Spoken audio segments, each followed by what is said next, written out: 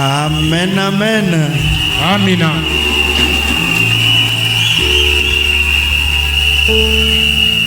Nous avons 3 bébés. Na tuko na watoto watatu.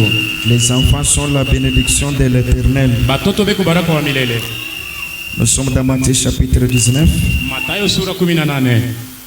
En commençant par le 13e verset, la Bible dit ceci. Kwanza shairi ya 13 Biblia inasema hivi. Alors on lui amena des petits enfants Japo bakamleta watoto kidogo afin qu'il leur impose les mains et prie pour eux. kwa maana pato bashika mikono na pate kubombea. Mais les disciples les repoussèrent. Wanafunzi wanaanza kubakataza. Et Jésus dit, Bwana Yesu akasema, laissez les petits enfants mwacheni batoto kidogo, et ne les empêchez pas de venir à moi, mshibakataze bakuye kwangu mie. car le royaume des cieux Kwa maana ufalme wa mbingu est pour ceux qui leur ressemblent. iko kwa ule anafanana na wapa watoto. Il leur imposa les mains Akabashika mikono et il partit de là. na kaenda kwa pale. Donc ici chez nous, nous ne baptisons pas les bébés. Hapa kwetu tubatize watoto kidogo. Nous les présentons simplement au Na Seigneur tunabatolea mikono ya Bwana vile et nous prononçons les paroles de bénédiction sur eux na tunatangaza masauti ya baraka yule ya watoto et le Seigneur s'en occupera.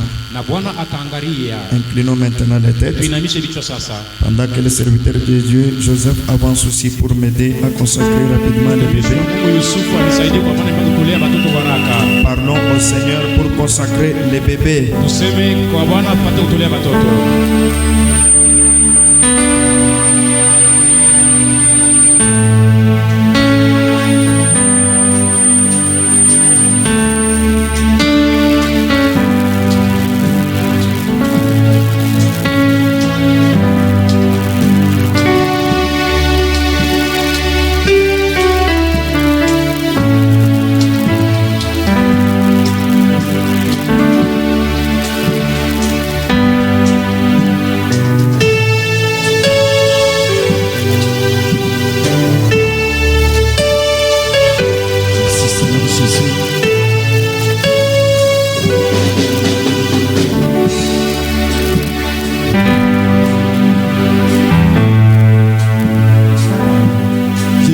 Sécurité, accompagné d'Emmanuel.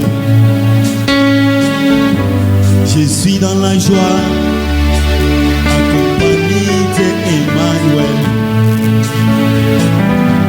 Je suis dans les repos, accompagné d'Emmanuel. L'Éternel est mon Dieu, il est devenu Emmanuel la chemin. Le roi est mon créateur, il est devenu Emmanuel. Là où quelqu'un ne peut entendre, Emmanuel, toi tu l'entends. Comme un vin voyible, je ne te quitterai jamais. Jésus. Emmanuel, Dieu qui me connaît mieux. Emmanuel, Dieu qui fraye les chemins. Oui, Emmanuel, toi triste, l'homme est ouais. Emmanuel, Emmanuel.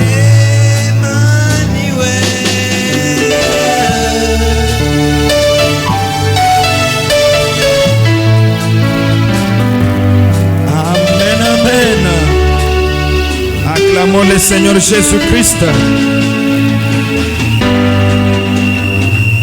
De la parole de Dieu. Upate kuheshimu usomaji wa neno la Bwana. Nous sommes dans Jean chapitre 4. Na tuko mkitabu ya Yohane sura 4. Aujourd'hui c'est dimanche. Leo ni siku ya enga. Nous sommes dans Jean chapitre 4.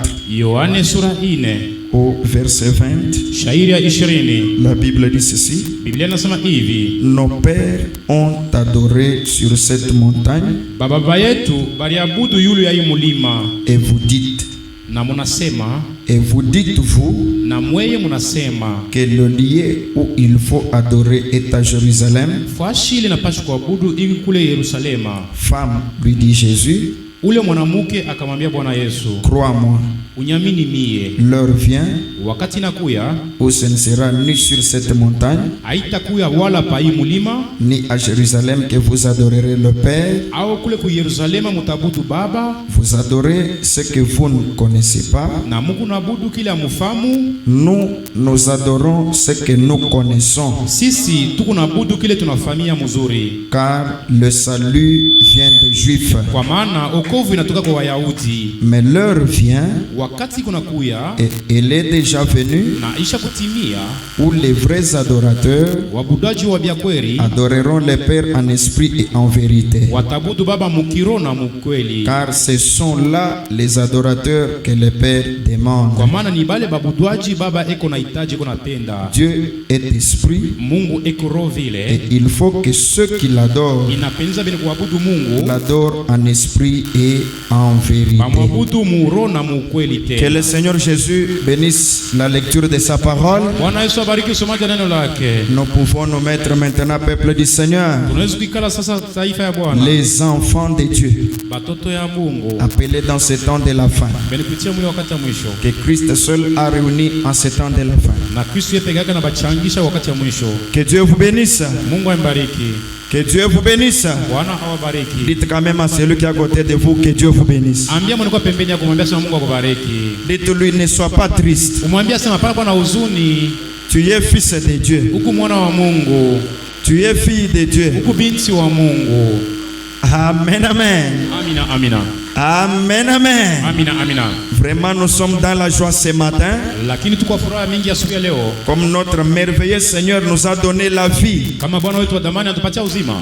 Amen. Amina, Parce que ce n'est pas donné à tout le monde. kwa maana ipewe kwa watu wote. Nous continuons avec notre grand sujet. Na tuko naendelea na kishina letu kubwa, Nous sommes en train de parler du retour au commencement. na tuko nasemeza kurudia kumwanzo. Le premier point était Dieu dans des chairs humaines. Nukta ya kwanza ilikuwa Mungu mumwili ya mtu, Dieu dans des chairs humaines. Mungu mumili ya batu. Et le deuxième point, c'était Dieu dans la chair humaine. Na nukta ya pili ilikuwa ni Mungu mumwili ya mtu Et moya. nous étions en train de parler de cela. Na tuko tunasemeza kwa ile, Et arrivé le vendredi, nafika kazi tano, toujours dans Dieu dans la chair humaine, mpaka Mungu mumwili mwiya mtu. le prophète Branham nous a montré beaucoup de choses Na Biblia Branham anatuonyesha vitu vya mingi et nous les avons cru. na tuliviamini. Est-ce que vous aviez écrit toutes ces choses-là le vendredi? Eti muliamini mambo yote ile siku kazi tano. Que Dieu vous bénisse. Mungu amibariki. Que Dieu vous bénisse. Mungu amibariki. C'est ce qui nous a amené au message du temps de la fin. Njoo ile ilitupeleka mujumbe wakati ya mwisho. C'est ce qui était notre soif tous ces temps. Njoo ilikuwa kiu kyetu masiku yote Et hii. nous étions en train de venir Na tulikuwa tunakuya pour que nous soyons poussés à bout. tukobe ni kusongwa mpaka kumwisho. Que Dieu vous bénisse. Na Mungu amibariki. S'il y a des visiteurs parmi nous, Kama kuku bageni mkatikati yetu, excusez-nous s'il vous plaît, tunanirehema, tunalomba huruma, tunamisi. parce que nous allons citer Frère Kwa Branham, maana tutataya ndugu Branham mkinywa que ce yetu. nom-là ne puisse pas vous scandaliser. Na ile jina isipate kumikwazisha. Amen, amen. Amina, amina. Parce que nous sommes un peuple qui adore le Seigneur Jésus-Christ Taifa inaabudu Bwana Yesu Kristo. et qui a comme prophète William Marion Branham. Yenikuwa kama nabii William Marion Branham. Croyez-vous aussi que William Branham est le prophète de Dieu? Na mnaamini kama William Branham yeye mtumishi wa Mungu? Amen, amen. Amina.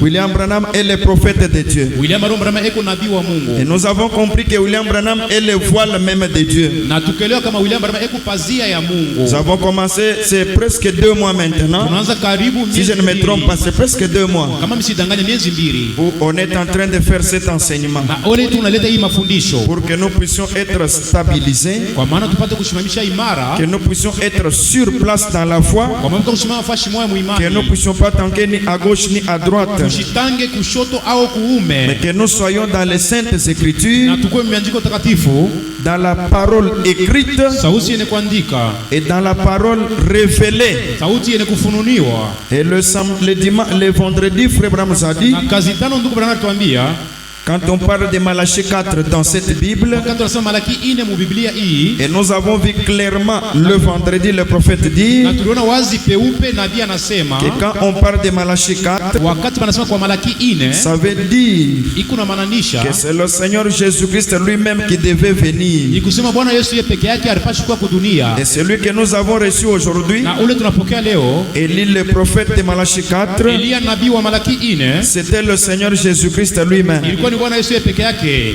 Que Dieu vous bénisse. Na Mungu amibariki. Que Dieu vous bénisse. Mungu amibariki. Et si les théologiens lisent Malachie 4, Kama wa theologia wanasoma Malaki 4, ils ne voient que je vous envoie Élie les prophètes. bobe konaona paka vile asema nitamitumia Elia nabii. Mais quand frère Branham lit Malachie 4, Wakati ndugu Branham anasema Malaki 4, il voit que Dieu a dit je vous enverrai Jésus-Christ. anasema anaona kama Mungu anasema nitamitumia Bwana Yesu mara nyingine. Amen, amen. Amina. Et nous croyons ce que frère Branham lit. Na sisi tunaamini vile ndugu Branham anasema. Est-ce que vous croyez aussi ce que frère Branham lit dans la Bible? Na mwe mnakuamini vile ndugu Branham anasema mu Biblia. Parce qu'il est l'interprète divin de la parole de Dieu. Eko mtafsiri wa kimungu wa sauti ya Mungu. Et Dieu lui a donné la commission. Na Mungu anapatia kazi. Et nous avons lu mercredi. Na tusoma kazi tatu. Frère Branham a dit Na ndugu Branham anasema hivi. que l'ange du Seigneur Anasema malaika wa Bwana répondra à Dieu atajibu kwa Mungu pour m'avoir dit d'amener les gens à me croire. kwa kunyambia mimi asema nipeleke bantu banyamini mimi. Nous avons lu frère Branham. Tulisoma ndugu Branham hapa. On n'a pas dit dans la bouche. Atusema mkinyo hapana. On a lu frère Branham Tulisoma ndugu Branham que quand vous croyez Dieu le Père, wakati unaamini Mungu Baba, quand vous croyez Dieu le Fils, wakati unaamini Mungu Mwana, quand vous croyez dans Dieu le wakati Saint-Esprit, unaamini Mungu Roho Mtakatifu. maintenant c'est Dieu là que vous croyez. Ule Mungu ule mnaamini sasa. Il veut que vous me croyez moi aussi frère Branham, Muamini ndugu Branham na comme dans l'un d'eux. sasa vile mmoja wa wale batatu. Et il termine pour dire, Na amaliza kusema tena. ce n'est pas votre problème, Haina mambo yenu mwe. c'est l'ange du Seigneur Malaika wa Bwana qui va répondre au jour du jugement. kujibu siku ya kusambisha Pourquoi il m'avait dit de dire aux gens de me croire. Niambie bantu sema banyamini mie Branham. Que Dieu vous bénisse. Mungu amibariki. Oh pasteur, vous allez répondre. Moi je ne répondrai pas. Mimi sajibu hapana. C'est l'ange du Seigneur Malaika wa Bwana tenda kujibu. qui va répondre pour cela. Jibu kwa ile mambo alisema. Amen, amen. Amina. Amen, amen. Amina. Et je crois que nous sommes dans essayer de rendre un service à Dieu Mahubiri kupima kufanyia Mungu kazi bila kuwa mapenzi yake. sans que ce soit la volonté de Dieu. Bila kuwa mapenzi ya Mungu. Nous pouvons lire même des citations et continuer Na tunasoma mianjiko mbili na tuendelea kumbele. pour récupérer seulement les bien-aimés qui n'étaient pas là au cours de la semaine. Njia kukomboa banduku abakwe kadiri ya wiki yote. Amen. Amina. Frère Branham a dit, Na ndugu anasema hivi. c'est un message prêché le 27 novembre 65b. Ni mjumbe na kubira starehe 27 mwezi. Nous sommes au paragraphe 212. Ubeti 212. Frère Branham a dit, Na ndugu anasema hivi. or, Japo il a promis cela. aliaidia alilaka ile mambo. C'est que le Seigneur a promis cela. Bwana Yesu alilaka ile mambo. Cela montre que la Bible est vraie jusqu'à ce jour. Na ile kunaonyesha kama Biblia iko ya kweli mpaka siku ya leo. Ce que Jésus a promis là, Ile Bwana Yesu alilaka. ça montre clairement Iko inaonyesha wazi peupe. que la Bible est vraie Ya kusema Biblia iko ya kweli. jusqu'à ce jour. Mpaka siku ya leo. Que Dieu vous bénisse. Mungu ambariki. Cette sainte Bible, Hii Biblia takatifu. cette sainte parole sacrée de Dieu, Sauti takatifu ya Mungu. elle est la vérité Iko ukweli. depuis que le Seigneur l'a écrite Tangia Bwana aliandika. par ses serviteurs, le prophète, Sisi watumishi ke banabii. jusqu'à aujourd'hui. Mpaka siku ya leo. Elle est toujours vraie. Iko mpaka ya kweli. Maintenant, frère Branham a dit, Hata ndugu anasema et Sodome et Gomorrhe, na Sodom na Gomora. Branham a dit, Branham anasema et Élie n'était pas, na Elia sikukuu hapana. il continue, Anaendelea kusema. ce n'était pas Élie, Asikwe Eli yeye mwenyewe mtu. Élie de Tishbite, Eli wa kutishbi. ce n'était pas lui, Haikuwa Eli hapa. ce n'était pas Élie, Haikuwa Eli hapa. mais c'était quoi frère Branham? Nani ndugu Branham? C'était l'esprit de Dieu sur Élie. Ilikuwa roho ya Mungu yule ya ule mtu Eli. Quand Élie le Tishbite parlait, Eli anaanza kusema. quand tu l'as fermé le ciel, Alifunga mbingu. amen, amen, Amina. ce n'était pas Élie, Haikuwa Eli yeye mwenyewe. mais c'était l'esprit de Dieu sur Élie. Ilikuwa roho ya Mungu yule ya Elia. Frère Branham a dit, Na ndugu anasema Élie n'était qu'un homme. Elia alikuwa kama mtu sawa na mie. Branham a dit, bon, Wanasema mzuri.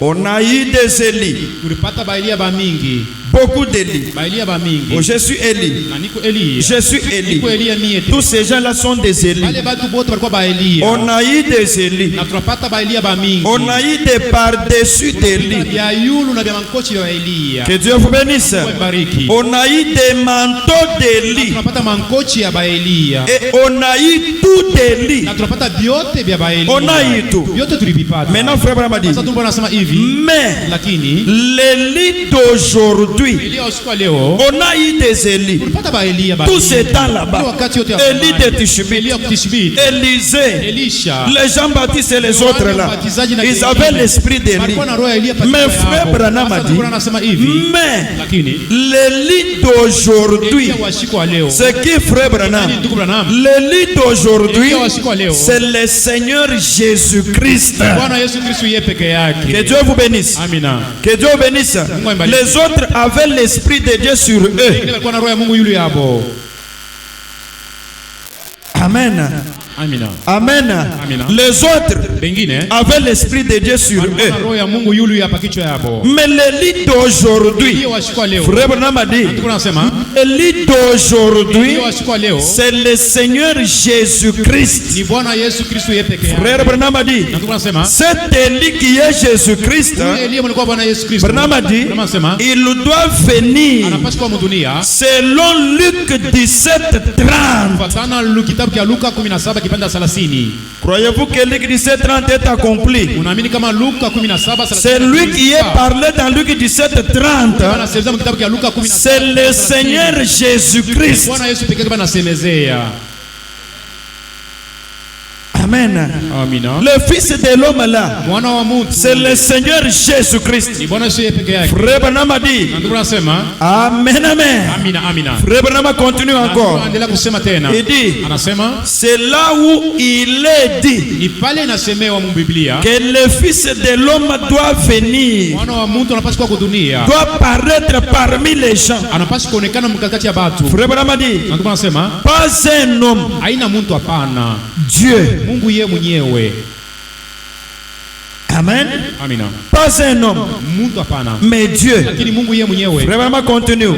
Il dit, c'est ça. Anasema njoo ile ya kweli. Et il continue Anaendelea maintenant. kusema. Il dit quoi? Anasema kitu gani?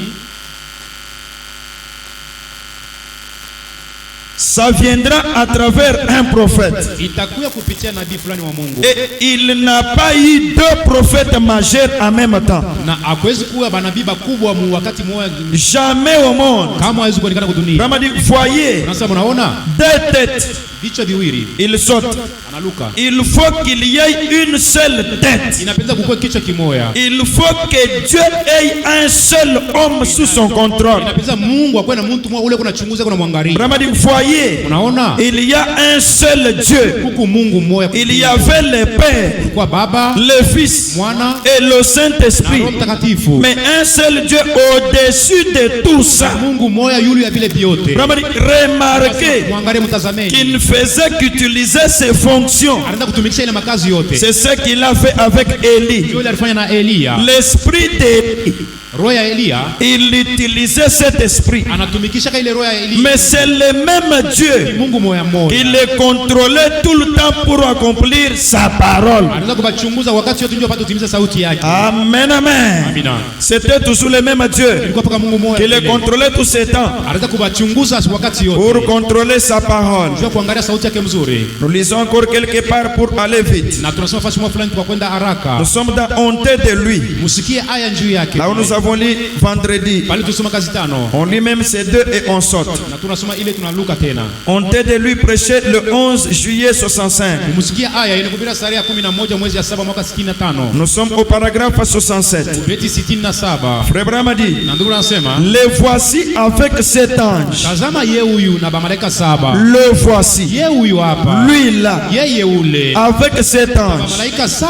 Le message. Mjumbe. Que Dieu vous bénisse. Mungu ibariki. L'ouverture de sept sceaux Kufungula kwa mihuri 7. qui ont révélé la semence du serpent. Ile nafunuliwa ile mbeko ya nyoka. Et toutes ces choses-là. Na vile vitu vyote. Et on voit que c'est de cela même qu'il se couvrait. Na tukunaona sasa ni kwa ile mambo ndio alikuwa ananifunika. Frère Branham a dit, Na tunasema c'est son autorité suprême. ni madaraka yake ya juu. Il est suprême. Eko wa juu sana na zaidi. Que Dieu vous bénisse. Mungu ibariki. Il a une perruque. Eko na ile aizia kile kofia C'est kukichwa. Christ qui vient avec cet ange. Kristo anakuwa na malaika 7. C'est lui qui est suprême. Anakuwa juu sana. Et il porte une perruque. Anavuka hitaji kukichwa. Il est couvert. Mwenye kufunika kukichwa na hitaji. Frère Branham a dit, Alikuwa anasema, la Bible dit Biblia inasema qu'il a changé son apparence. anabadilisha muonekanisho wa uso yake.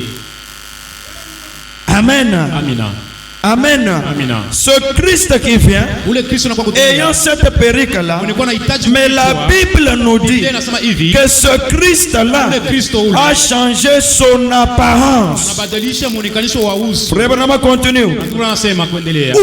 Fashikani. Soit il a changé son apparence, Au anabadilisha muonekanisho wa uso ou au tena il s'est changé lui-même. anajibadilisha yeye mwenyewe peke yake. Il s'est changé pour faire quoi? Anajibadilisha ndio kufanya mambo gani? Il s'est changé lui-même. Yeye peke yake anajibadilisha. Amorphe.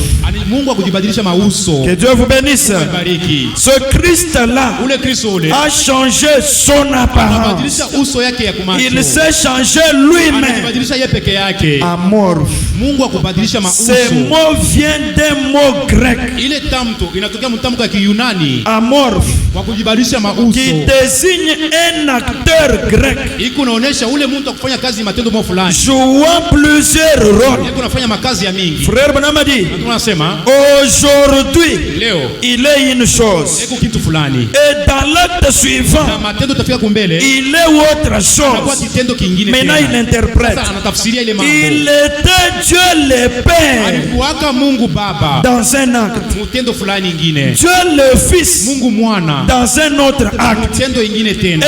Et il est Dieu le Saint-Esprit Anakuwa Mungu Roho Mtakatifu. dans cet âge ici. Wewe kizazi cha Vraiment dit, mwisho. voyez, Sasa mnaona? les voici. Yeye uitasema Sa mbele. parole est toujours suprême. Sauti yake iko mpaka ya yulu sana. Nous vivons dans les derniers Tunaishi jours. mwa siku ya mwisho. Amina.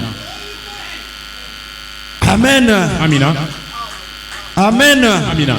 Il est le même Dieu, Mungu moya moya. mais amorphe. Mwenye kubadilisha mauso Il yake. change de masque. Iko nabadilisha mauso yake. Nous avons lu la fois passée Tulisoma mara ilipita. que Dieu change de masque. Mungu anabadilisha mauso yake. Il a changé de forme Anabadilisha maumbo. et il est descendu Na anashuka. sous la forme d'un homme. Muumbo ya muntu. Amen. Amina. Amen. Amina. C'est pourquoi nous parlons lentement, lentement. Sio kama tunasema pole pole vile.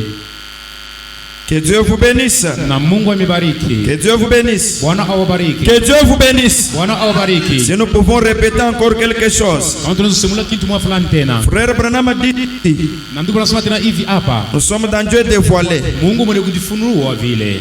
Dans Dieu dévoilé avant que nous puissions parler d'un point d'aujourd'hui. Kumbele kusema ya nukta ya siku ya leo. Frère Branham dit ceci, Dieu dévoilé. Mungu mwenye kujifunua peupe. Nous commençons à partir de 260. Na tukuanza kipande ubeti 260. Frère Branham dit, Na ndugu nasema hivi. Jésus a dit, Bwana Yesu alisema, sondez les Écritures. mchunguze miandiko. Vous avez cru en Dieu. Unaamini kwa Mungu? Est-ce que vous avez cru en Dieu? Eti unaamini kwa Mungu? Qui croit Dieu ici? Nani anaamini Mungu hapa? Amen, amen. Amina. Vous avez cru en Dieu. Unaamini kwa Mungu? Croyez aussi à moi. Na muamini kwangu mie Bwana C'est Yesu. ce que Jésus a dit. Kile Bwana Yesu alisema. Frère Branham dit, Na ndugu nasema. il continue. Anaendelea kusema. Si je ne fais pas les œuvres de mon Père, Kama mimi sifanye matendo ya baba yangu, alors ne me croyez pas. japo msiniamini hapa. Celui qui parle, c'est Jésus. Anasema ni Bwana Yesu anasema. Et frère Branham répète ces paroles. Ile masauti. Jésus disait, Bwana Yesu anataka kusema si je ne fais pas les œuvres de mon kama Père, sifanye matendo ya baba yangu, alors ne me croyez pas. japo msiniamini. Mais si je le fais, Kama nafanya ile matendo, ces œuvres, ile matendo yake, moi et mon Père, nous sommes un. mimi na baba yangu tu kitu kimoja. Si je fais les œuvres de mon Fanya Père, matendo ya baba yangu, alors croyez que moi et mon Père, nous sommes muamini un. nasema mimi na baba yangu tu kitu kimoja. Jésus et son Père Yesu sont na baba un. yake beko kitu kimoja. C'est lui qui m'a vu a vu le Ule Père. anaona mimi Bwana Yesu anaona baba yangu. Que le Seigneur Jésus vous Bwana Yesu bénisse. amebariki. Maintenant, frère Branham dit ceci. Sasa ndugu anasema hivi, Si je fais les œuvres de mon Père, kama nafanya matendo ya baba yangu, moi et mon Père, nous sommes un. mimi na baba yangu tu kitu kimoja. Frère Branham continue. Tuendelea kusema Les paroles de Jésus. maneno ya Bwana Yesu. Quand vous me voyez, Wakati unaniona mie, frère Branham, Jésus dit, Bwana Yesu anasema, quand vous me voyez, wakati unaniona mimi Bwana vous Yesu, avez vu le Père. unaona baba yangu mlikuwa Parce que mbinguni. mon Père et moi, Baba yangu na mie nous sommes un. kitu kimoja. Croyez-vous que Jésus et son Père, ils sont un? Unaamini kama Bwana Yesu na baba yake kitu kimoja? Amen, amen. Amina, amina. Est-ce que vous croyez comme cela? Unaamini kama mwile namuna? Croyez-vous que c'est la vérité? Unaamini kama ni ukweli? Maintenant 261 frères Branham a dit, 261 Branham asema après avoir terminé pour Jésus et son Père, kwa baba Yesu na baba yake. maintenant frère Branham a dit, Sasa Branham asema tena, et quand vous voyez la parole manifestée, wakati mnaona sauti inajionekanisha peupe, vous voyez le Père. sasa mnaona baba anajionekanisha peupe. Amina. Alléluia. Amina. Ce que Jésus avait dit là. Ile Bwana alisema. Maintenant aujourd'hui, frère Branham a dit, et quand vous voyez la parole manifestée, wakati unaona sauti inajionekanisha peupe, vous voyez le Père. unaona baba wa mbinguni. Ne cherchez pas à contourner. Msipigine kupenda kupembeni ya njia pana. C'est le Père. Ni baba ule mnaona pale.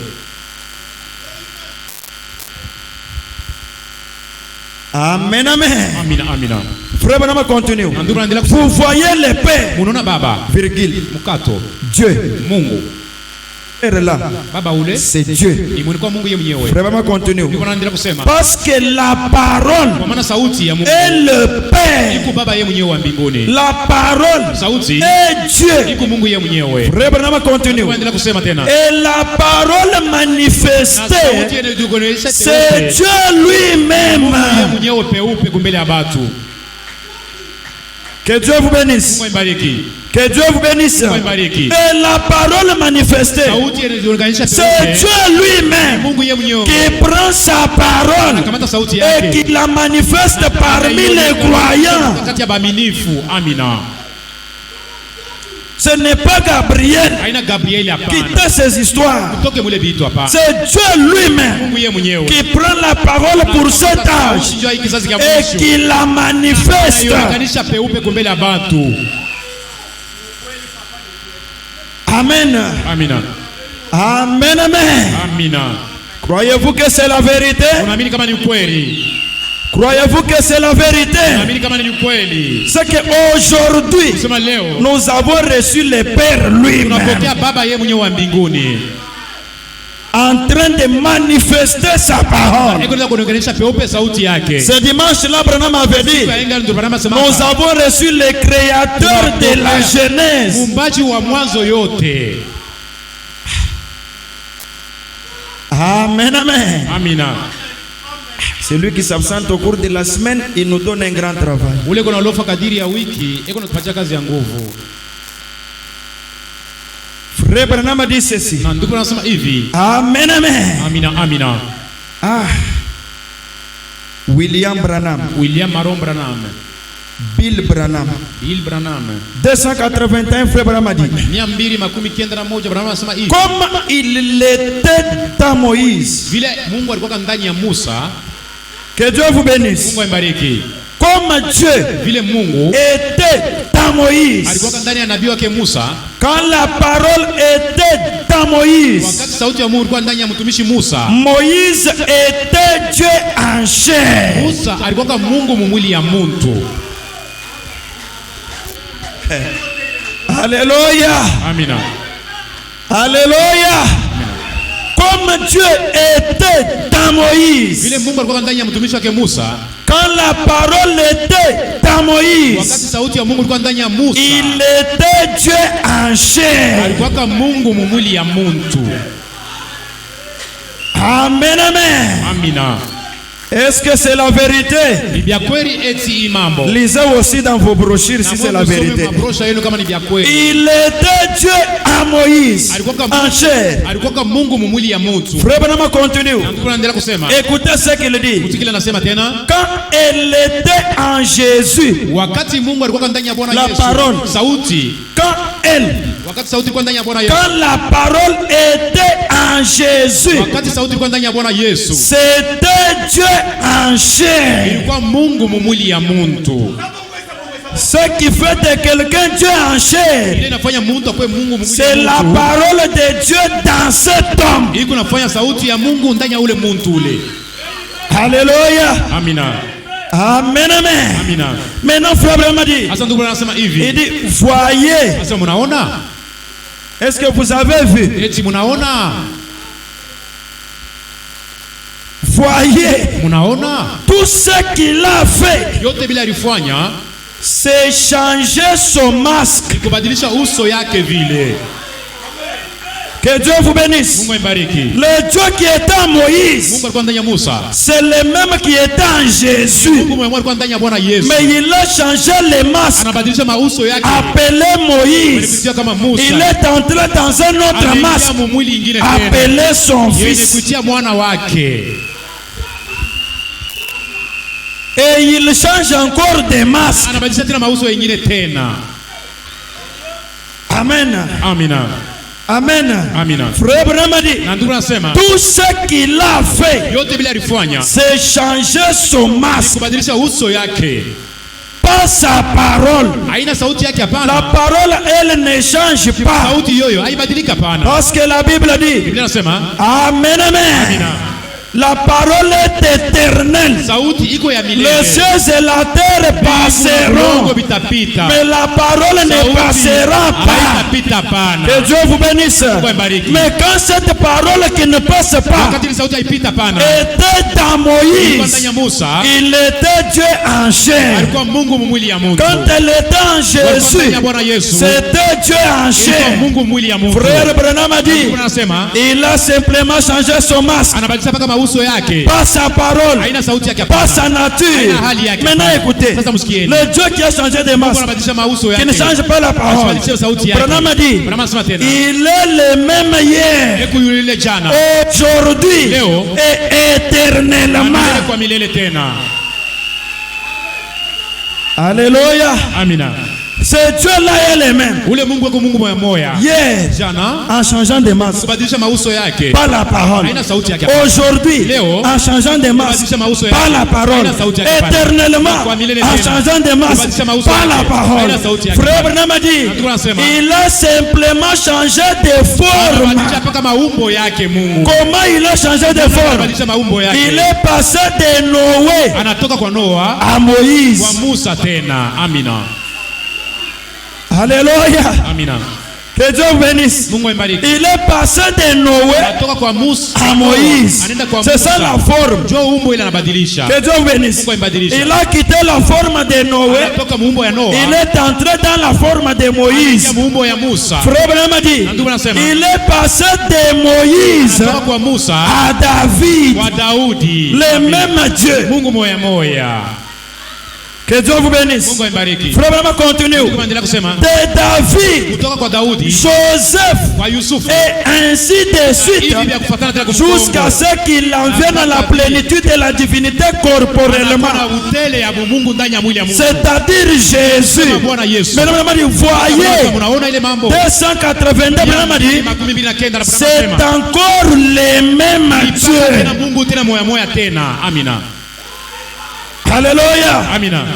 Que Dieu bénisse. Mungu ambariki. Le Dieu qui a fait toutes ces Mungu choses, alifanya vile vitu vyote. même maintenant, Hata hapa sasa tena. c'est encore le même Dieu. Moya tena moya moya tena. Maintenant, Branham a dit Hata ceci. Abraham anasema tena hivi. Quand il dit que c'est encore le même Dieu, Mungu moya moya tena. et le Dieu lui-même, Anasema yeye Amen. peke yake anasema amina. Il dit encore Anasema Amen. tena amina. Maintenant, il dit ceci. Sasa anasema hivi. J'espère que ceci est reçu. Na mimi natumaini kama hii mambo mnaipokelea.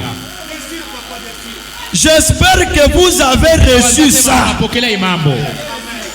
Avez-vous reçu qu'il est le même Dieu? Unapokea sasa iko Mungu moya moya. Qu'il change de forme, Anabadilisha maumbo. qu'il change de masque. Anabadilisha mauso. Et il est le même aujourd'hui. Mungu moya siku ya leo. De tena. la même Namna manière. moya moya anaweza kutenda. Mais il tena. change de forme. Anabadilisha maumbo yake. Il change de masque. Anabadilisha mauso Il yake. se révèle devant ses enfants. Kufunua kumbele watoto yake. C'est Dieu le Père qui accomplit la parole. Anatimiza sauti siku ya leo. Olinga, olinga, te. Uichike ukatale ni vya kweli.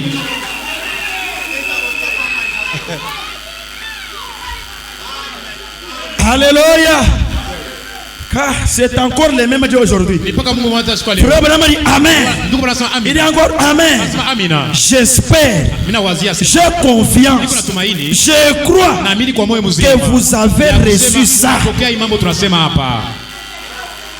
Frère Branham continue. Endelea kusema. Il dit voyez, Sasa mnaona? c'est le même Ni Dieu, Mungu moya moya. mais Lakini il revêt un autre voile. anavala pazia ingine tena ingine. C'est tout. Ni yote. Amina. Déchirez les voiles Pasule pazia. et voyez Dieu ouvertement. Miungu wazi wazi peupe. Amen, amen. Amina. Que Dieu vous bénisse. Bariki. C'est toi qui nous a dit ça. Kama atuambia ile mambo. L'ange lui-même va répondre. Malaika yeye mwenyewe ataenda kujibu kwa ile mambo. Que Dieu vous bénisse. Mungu aibariki. L'ange lui-même va répondre. Malaika yeye mwenyewe ataenda kujibu. Déchirez les voiles Wewe mpasule pazia. et voyez Dieu. Na muone C'est le même Dieu. Ni Mungu moya moya. Jésus dans son temps, Bwana Yesu wakati yake. lui le Dieu tout Mungu puissant, mwenyezi. il était sur la terre Alikuwa pa bulongo et les gens allaient au temple. na bantu wanaweza kwenda kwa hekalu kule. Même Marie, sa mère, Hata Maria mamake mzazi. est allée au temple. Aya alienda kule kwa hekalu. Même son père Joseph Hata baba adoptif yake Yusufu vile. est allé au Aya temple. alienda kule kwa hekalu. Adorant Dieu, Alienda kuabudu Mungu. louant Dieu. Beko na sifu tena Mungu. Amen, amen. Amina. Amen, amen. Amina. Mais un jour, Siku moja Dieu était au bord du calvaire. kwa Kalvari kwa msalaba. Un homme Mwanaume mtu vile. au bord du calvaire. Msalaba vile. Et les gens allaient au temple. Na bantu wanaweza kwenda kwa hekalu kule. Dieu a déchiré les voiles Mungu anapasula ile pazia vipande viwili. pour qu'ils voient Dieu au Kuona calvaire. Mungu kwa msalaba kwa Kalvario. J'espère que c'est bien reçu. Natumainia sana mnapokea mambo mzuri. Branham espère Kama anatumainia na que non, pour cette fois-ci, kwa hiyo wakati nasema c'est bien reçu. Ni mnipokelea mzuri. La chose qui est difficile, Kitu kilikuwa nguvu siku leo. c'est d'amener un mortel Kupeleka mtu wa à kufa. croire un autre mortel. Aminie mtu mwingine wa kufa mwingine. Amen. Amina. Amen, amen. Amina. Parce qu'un mortel, Mtu wa kufa ils veulent voir Dieu avec les 5 sens. anapenda kuona Mungu na dhamiri tano. Or, frère Branham dit, Mungu Branham anasema hivi. les 5 sens Madhamiri tano ne vous conduiront jamais vers Dieu. haitaongoza kama kwa Mungu, hapana. Amina. Alléluia. Amina. Amen, amen. Amina. Amina. Les 5 sens, Madhamiri tano ya ça ne vous Mungu conduit jamais vers Dieu. haitakupeleka kama kwa Mungu. Car je manque par où commencer. Nakosa fasi kalimitaazia. Amen, amen. Amina. Amina. Mais j'espère que vous croyez que c'est la vérité. Naamini kama unatumaini kama unawaza ni vya kweli. Aujourd'hui, Leo hii je vais parler sur les lieux d'adoration. tasema kwa fasi ya kuabudu. Amen, amen. Amina. Amen, amen. Amina. Où j'adore. Mimi naabudu fasi kani? Nous avons adoré depuis longtemps. Tunaabudu kadiri muda mrefu. Mais Jésus dit, Bwana Yesu anasema vous adorez ce que vous ne connaissez pas. Mungu naabudu kila mjua, hapana. Le salut vient des Juifs. Wokovu unatoka kwa Wayahudi. Papa Pierre me regarde très bien. Baba Petro anaangalia mzuri sana. Où est frère Pierre? Ndugu Petro yuko wapi? Il est parti au travail. Anaenda kwa kazi ile wako wenyewe. Amen, amen. Amina. Amina. Amen, amen. Amina. Amina.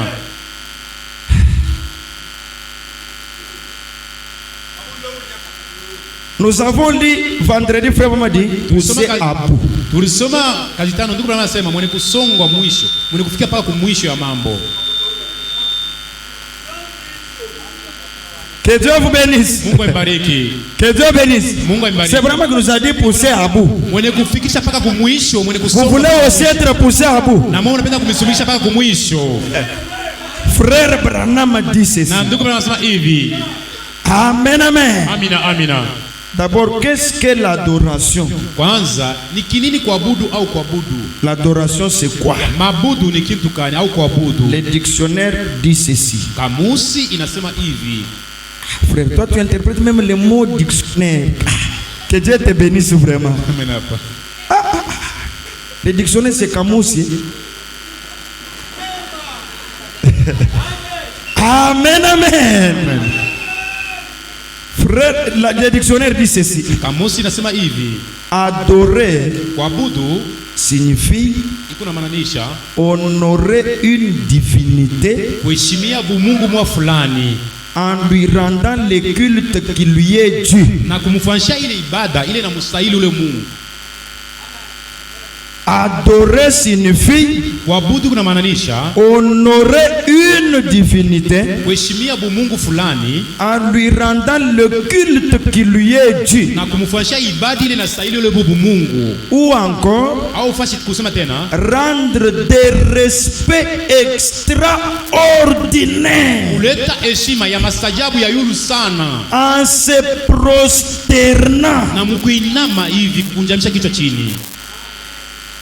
C'est ça adorer, Jo kuabudu vile selon le dictionnaire. kufuatana na kamusi. Vous avez des dictionnaires, non? Mko na kamusi pale. Quand nous allons partir, il faut comprendre déjà que c'est ça adorer. Wakati tutasema tunaendelea kumbele mtakuelewa kama njoo kuabudu vile. Ou bien, Au mzuri tena. adorer aussi, ça veut dire Kuabudu inamaanisha aimer extrêmement. kupenda na kupitisha sana na zaidi sana kintu. Aimer extrêmement. Na kupenda kupitisha kabisa sana na zaidi. C'est ça adorer. Njoo kuabudu vile. Que Dieu vous bénisse. Na Mungu ambariki. C'est que si nous sommes venus adorer, Kama tunakuwa kuabudu, c'est que nous sommes venus rendre des respects na tunakuwa extraordinaires kuleta heshima ya yulu sana sana kabisa. en nous prosternant. Na mkuinama kumbele ya vile kinakuwa kuheshimia. C'est ça quelqu'un qui dit que j'adore. Ule mtu anasema mimi naabudu. Maintenant, le culte, c'est quoi? Sasa ibada ni kitu Oh, gani? nous avons culte mercredi, nous avons culte vendredi, nous avons culte dimanche. Ibada ni kitu gani? Ça veut dire quoi? Inamaanisha kitu gani? Le culte, Ibada c'est-à-dire ni kusema hivi. une grande admiration Kusema kushanga bantu wa mingi wanaenda fashi moya ya beko na kunjana banakusanyika fashi moya. ou bien une vénération. Au kuheshimia njoo kuabudu kitu mwa fulani. C'est ça le culte. Njoo ibada. Que Dieu vous bénisse. Mungu ibariki. Que Dieu bénisse. ibariki. C'est nous quittons à gauche, à droite, nous venons quelque part Tunatoka kushoto kuume tunatoka fashi pour fulani. vénérer. Njoo kwa kuheshimia kuabudu kitu mwa fulani. Alléluia. Amina. C'est comme nous sommes venus là. Vile tunakuya hapa, Nous sommes venus vénérer. tunakuwa kuheshimia kuabudu kitu fulani. Amen. Amina. Maintenant, vénérer c'est quoi? Sasa kuheshimia kama kuabudu ni kitu gani? Le dictionnaire dit Na kamusi nasema tena. vénérer, Kuheshimia kuabudu c'est avoir un attachement na ni kuwa na mambatanisho mwa ou fulani. un respect profond pour une personne. Au heshimia ya uketo, heshima ya uketo sana kwa mtu mwa fulani, ule mheshimia sana. C'est bien saisi, non? Na mnishikia mnakamata mzuri. C'est bien compris. Na mnaelewa mzuri. Quand nous adorons Dieu, Wakati tunabudu Mungu, c'est que nous l'honorons. tunamheshimia sana kabisa Mungu. Est-ce que la vérité? Ni ukweli ile mambo. Nous lui rendons le culte. Na tunamfanyia ibada. Nous lui manifestons des respects profonds, Na tunamuonesha maheshima ya uketo sana na zaidi. extraordinaires, Na ya mastajabu sana, ya nguvu sana ya yu. en se prosternant. Na mkuinama kumbele yake. Maintenant, se prosterner, c'est quoi? Asa kuinamisha uso chini kusema kitu gani? C'est-à-dire, Ni kusema c'est baisser jusqu'à terre. ni kusema ni paka kushusha kichwa yako paka pabulongo. Il y a d'autres tribus. Huku makabila ingine D'entrer là-bas, vous voyez, banashuka na chini. c'est Ni l'adoration. mabudu yako na abudu. Mais ils ne savent pas. Sasa abajua hapana bo benyewe. Banashuka na chini. Que Dieu vous bénisse. Na Mungu ambariki. C'est leur signe. C'est leur signe. Ni alama yabo yasema ya heshima vile. C'est baisser jusqu'à terre. Ni kushuka paka babulongo chini. En signe d'adoration. Ni alama ya kuabudu. Se prosterner, c'est quoi? Kuinama ni kitu gani? C'est aussi reconnaître Ni kutambua tena vile vile ndani ou yako. avouer la supériorité de quelqu'un. Au kuonesha vile ule muntu eku yulo na kutawala wewe vile. Amina.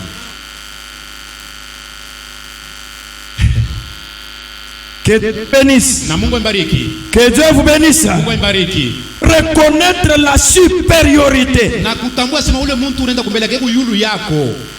Avouer ouvertement Na unaonesha ile mambo peupe waziwazi. la supériorité de quelqu'un Yulu kutawala kwa muntu vile ule muntu eku yulu en yako. quelque genre que ce soit. Muaina yote ile siku ya vile. C'est ça, c'est prosterner. Njo ile kuinamisha au kuinama kichwa chini vile. Et c'est ça l'adoration. Na njo mabudu vile kamusi. Amen, amen. Amina. Maintenant, nous nous venons adorer chaque jour. Tunako kuabudu siku yote vile kama kazi tatu na kazi tatu. Dans nos maisons, nous adorons. Kwa hiyo tunabudu. Mais Jésus dit, Na Bwana Yesu anasema, nos pères baba yetu ont adoré sur cette montagne. aliabudu pa ile mulima. Jean chapitre 4, Yohane sura 4 20. 20. Nos pères ont adoré sur cette montagne. Baba yetu wanabudu yule ile milima. Et vous dites, vous, Na nyinyi mwe mnasema que le hivi. lieu où il faut adorer Wasi napaswa kuabudu est à Jérusalem. iko kule Yerusalema. Femme, Mke. lui dit Jésus, Bwana Yesu anamwambia yule mwanamke, crois-moi, unyamini mie Bwana l'heure Yesu. vient Wakati inakuya où ce ne sera ni sur cette montagne, itakuwa haina pale pa mulima ni à Jérusalem au ku Yerusalema que vous adorerez le kule Père. mtabudu Baba Mungu. Que Dieu vous bénisse. Mungu ibariki. 22. Vous adorez ce que vous ne connaissez pas. Mungu nabudu kila mjue kila Les Samaritains wa Samaria adoraient, Dieu imaginait kuabudu Mungu wa mawazo ce qu'ils ne savaient pas. bila bakujua pana. Et Jésus les a Na redressés. Bwana Yesu alibanyolosha. Vous les Samaritains, Nyinyi wakaji wa vous Samaria adorez ce que vous ne savez pas. kuabudu kila mjua pana kila mfahamishi. Mais nous, Lakini sisi nous les Juifs, kio Wayahudi nous adorons ce que nous connaissons. tunaabudu kile tunafahamia mzuri. Alléluia. Amina. Amen. Amina. Nous pouvons dire aux catholiques, Tunaweza kuambia bakatolike, vous, nyinyi mwe vous adorez ce que vous ne connaissez pas. Mungu naabudu kila mjue mzuri hapana. Mais nous, au message de l'air, Mjumbe wakati nous adorons ce que nous connaissons. tunajua mzuri tena. Parce que le salut aujourd'hui Wokovu siku ya leo vient du message des frères Branham. mjumbe wa ndugu Branham. Amen.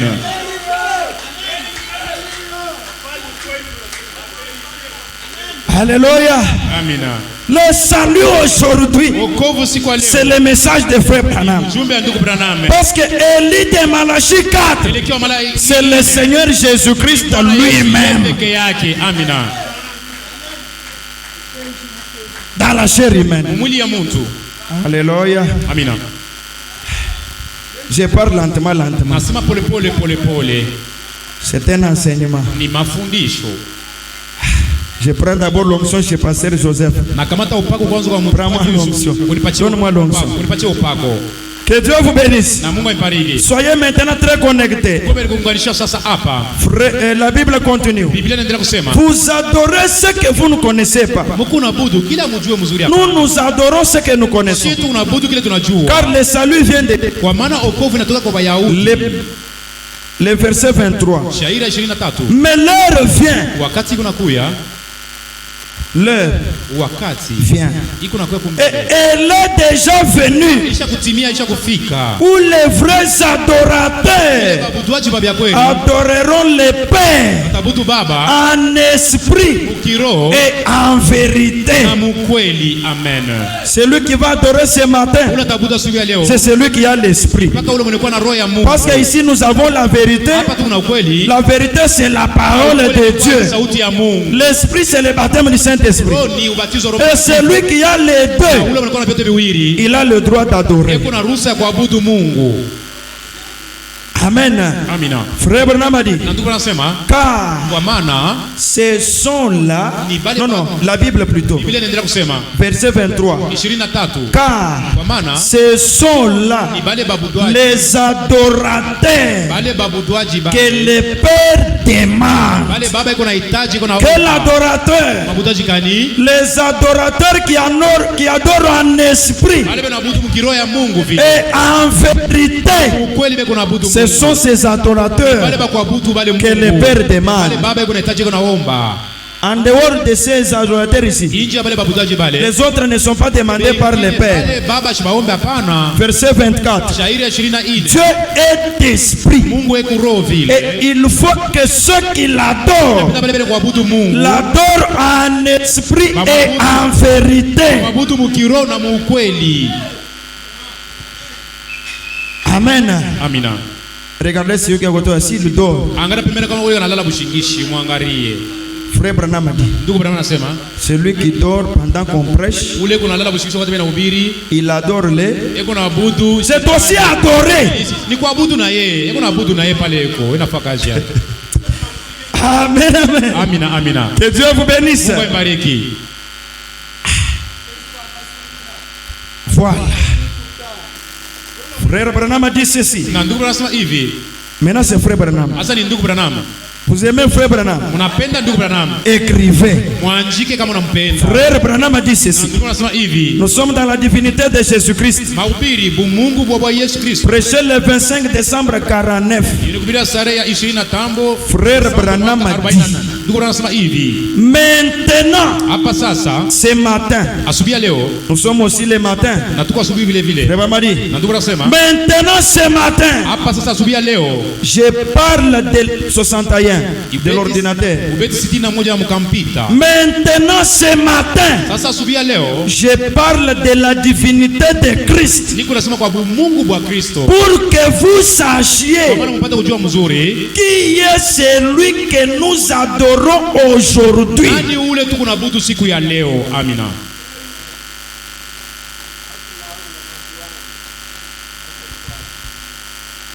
Amen. Amina.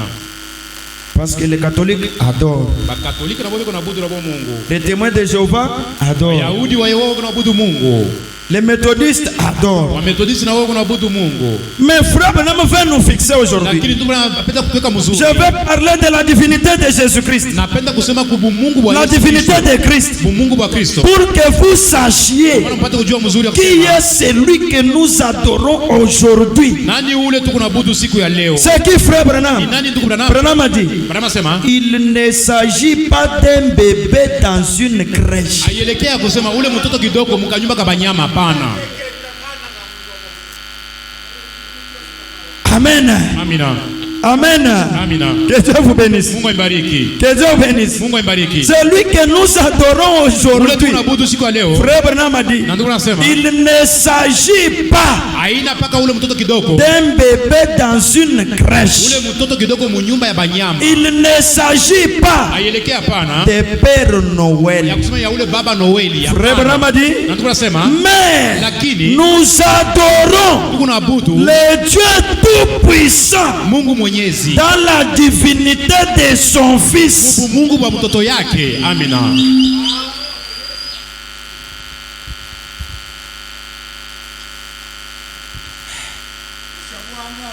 Amen, amen. Amina. Amen, amen. Amina. Frère Jean dit amen. Ndugu Yohane soma amina.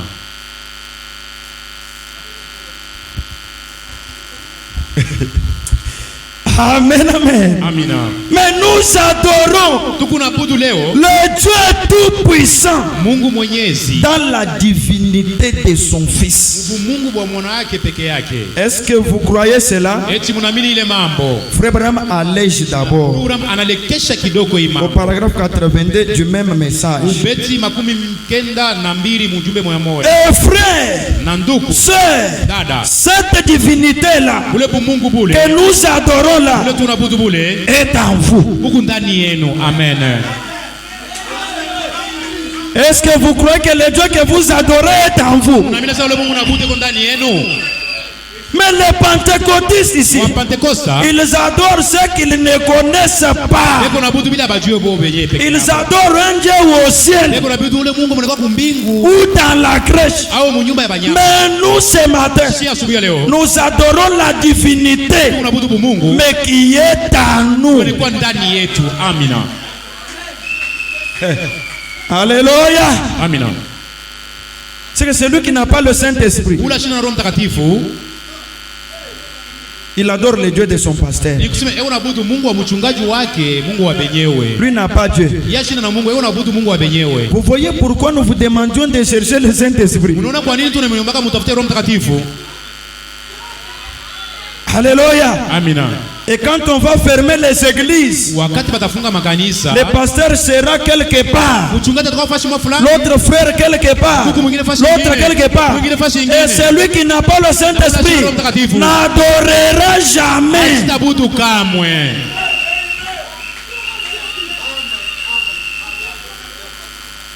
Alléluia. Amina. Alléluia. Amina.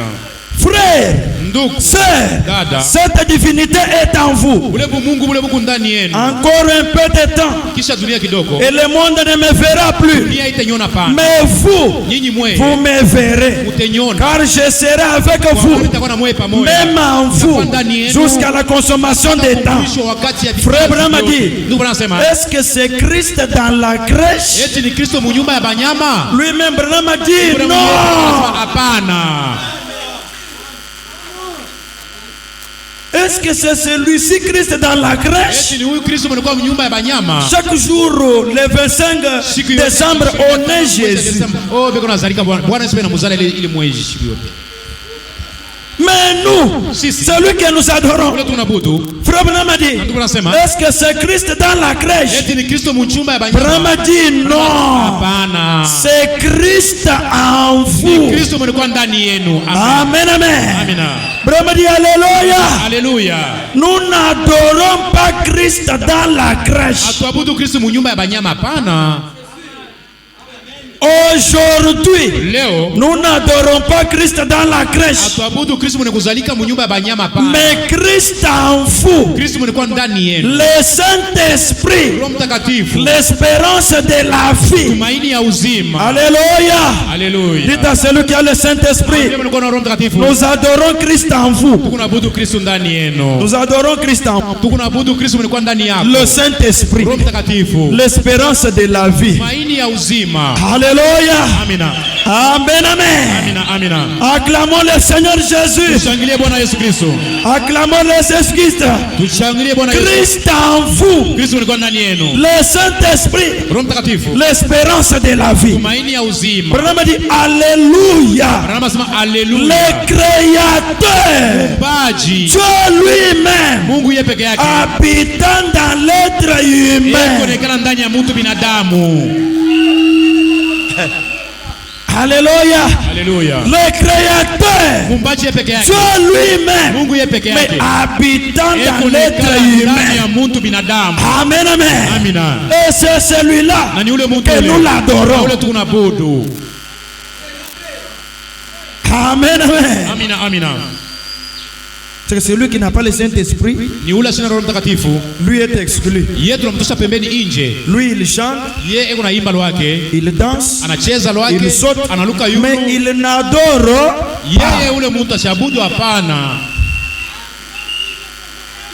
Amen, amen. Le Père a besoin des adorateurs qui adorent en esprit et en vérité, qui adorent non pas Christ dans la crèche, non pas un bébé qui est encore dans la crèche, mais le Saint-Esprit à nous, la divinité là à nous. Vraiment que ce matin, j'aimerais que vous sachiez celui que nous adorons.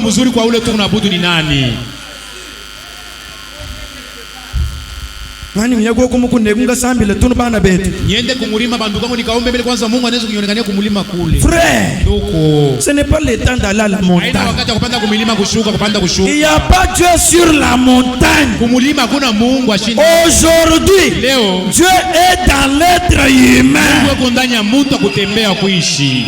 Aujourd'hui, leo allez vers celui qui a Dieu en lui. Uenda kwa yule mtu alikuwa na Mungu ndani yake. Ou je pars à la montagne. Au unaenda kumulima au unaenda kumulima. Partons à la montagne pour nous séparer des gens, que je sois quand même seul, que je puisse adorer le Dieu qui est à moi. Mais ce n'est pas que la montagne garde à Dieu. Non, non. Dieu a quitté les montagnes. Et la montagne de Dieu aujourd'hui, c'est un homme.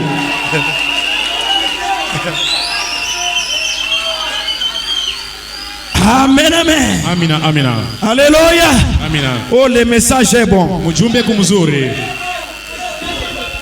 Oh, tu as ikunzaba tukake banzani. Twende kule kunzaba tukatafute Mungu. Tu as ikuchiheni. Twende kule kujanga tukatafute Mungu. Seke mubantu emwe na zambi to. Nikusema mule mubantu mula muna Mungu. Zambi mushala na kuchiheni. Mungu anabakia paka kule kujangwa kule, ndio tukatafute Mungu kule. Tukatubaye kuchihela katwentu zambi to. Kama twende kujangwa kule tutapata Mungu hapa. Mon frère Branham a dit, Nous n'adorons pas Christ dans la crèche. Même si vous allez aujourd'hui dans la crèche où Jésus était né, vous ne l'adorerez pas. Même si vous entrez dans la tombe de Jésus, vous ne verrez pas Dieu là-bas. Aujourd'hui, Dieu est dans un homme. Amina. Alléluia. Amina. Alléluia. Amina. Frère Branham continue.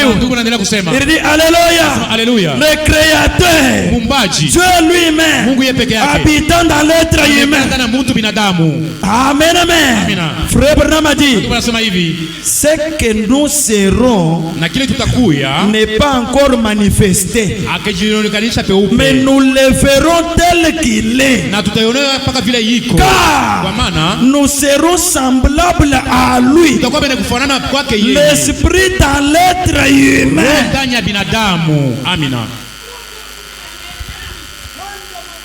Alléluia. Amina. Alléluia. Amina. Oh frère Branham. Ndugu Branham. Toi tu adores qui? Wewe unabudu nani? Frère Branham. Ndugu Branham. Toi notre prophète. Wewe nabii wetu. Alors toi-même tu adores qui? Wewe peke yako unabudu nani? Amen, amen. Amen, amen. Frère Branham a dit ceci dans la prédication intitulée Pourquoi la petite Bethléem? Frère Branham, toi tu adores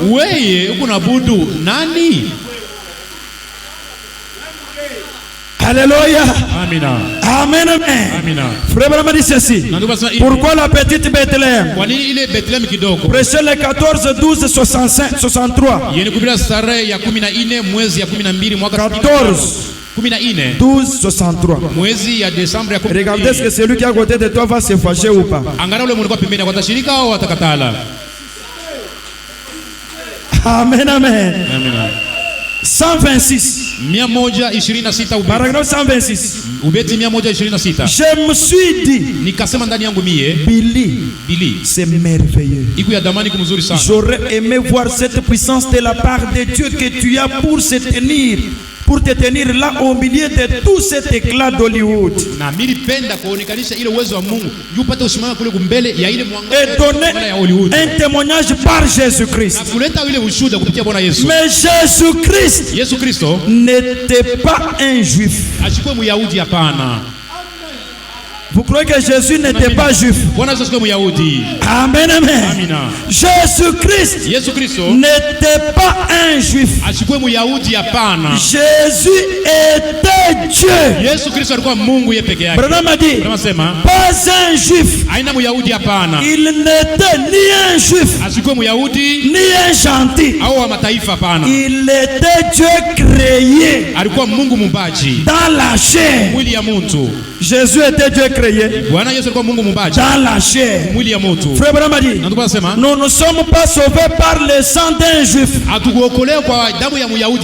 Est-ce que vous êtes sauvés par le sang des juifs? Nous ne sommes pas sauvés par le sang d'un juif, ni par le sang d'un gentil.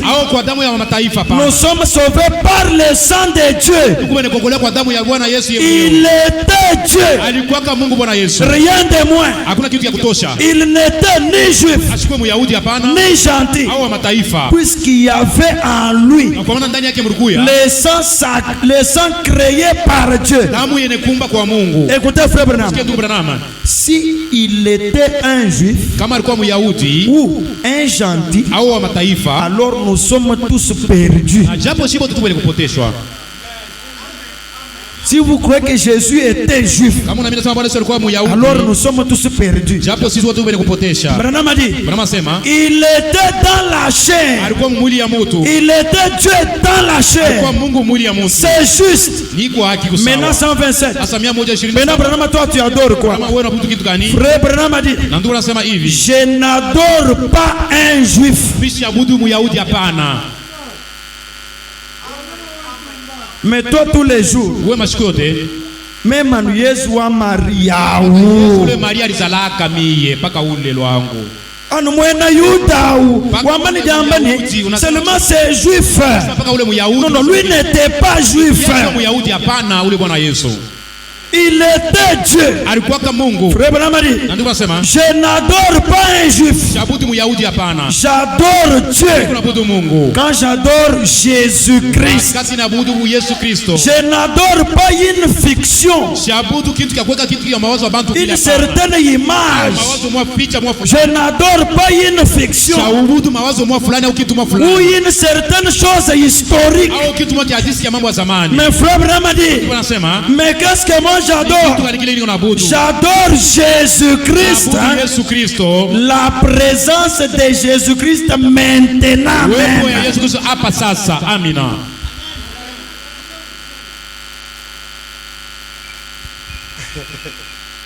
Alléluia. Vous avez compris ce que frère Branham dit? Je n'adore pas une histoire, mais j'adore Jésus-Christ. Qui est comment? J'adore Jésus-Christ, virgule, la présence de Jésus-Christ maintenant même.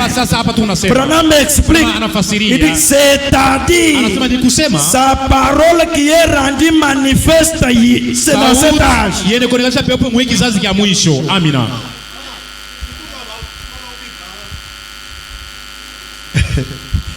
Les sœurs dites Amen.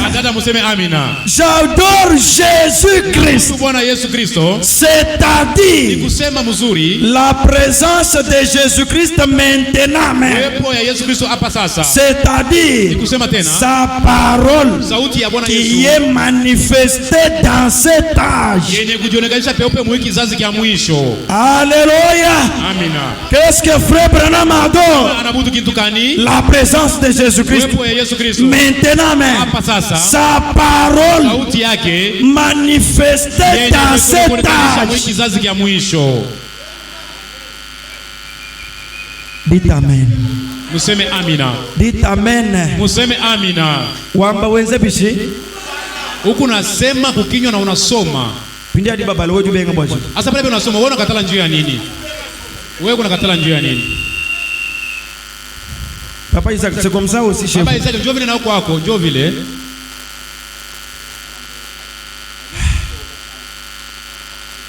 Sa parole qui est manifestée dans cet âge. Pas une fiction, pas une certaine chose historique. Parce qu'aujourd'hui les gens adorent un Dieu historique. Que Dieu vous bénisse. Que Dieu vous bénisse. Un Dieu historique, un Dieu imaginaire. Non, non, nous adorons le Seigneur Jésus-Christ, le baptême du Saint-Esprit qui est à nous, la parole de Dieu manifestée dans cet âge.